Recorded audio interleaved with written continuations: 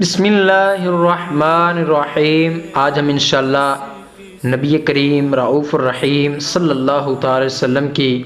ولادت بسعادت پہ بات کریں گے کہ جب کریم آقا صلی اللہ تعالی وسلم اس دنیا میں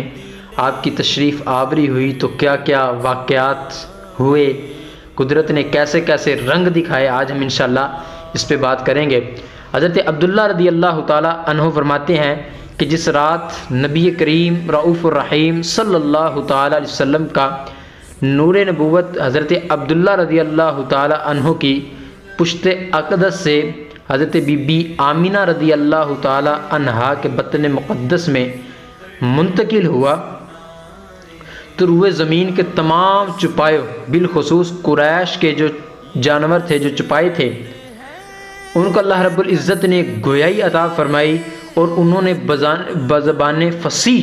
یہ اعلان کیا کہ آج اللہ عز و جل کا وہ مقدس رسول، وہ مقدس محبوب، وہ مقدس نبی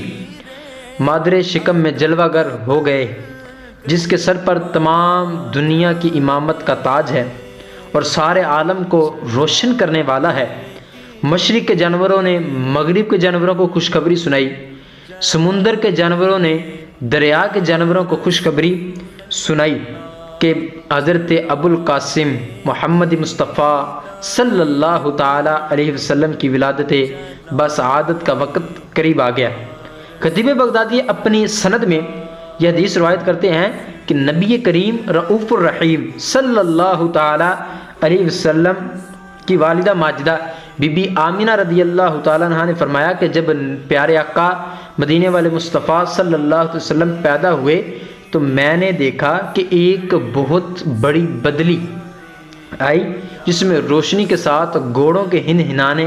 پرندوں کے اڑنے کی آواز تھی اور کچھ بولیاں انسانوں کی بھی سنائی دیں۔ پھر ایک دم حضور اقدس صلی اللہ علیہ وسلم میرے سامنے سے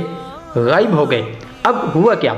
اور میں نے سنا کہ ایک اعلان کرنے والا اعلان کر رہا ہے کہ محمد صلی اللہ تعالی علیہ وسلم کو مشرق اور مغرب کی سیر کروائی جائے اور سمندروں کی بھی سیر کروائی جائے تاکہ تمام کائنات کو ان کا نام، ان کا حلیہ، ان کی صفت معلوم ہو جائے اور ان تمام جاندار مخلوق یعنی جنوں، انس، ملائکہ، چرند پرند کے سامنے پیش کرو اور انہیں حضرت آدم علی نبی جینا علیہ السلام جیسی صورت، حضرت شیس علیہ السلام جیسی معرفت، حضرت نوح علیہ السلام جیسی شجاعت، حضرت اسحاق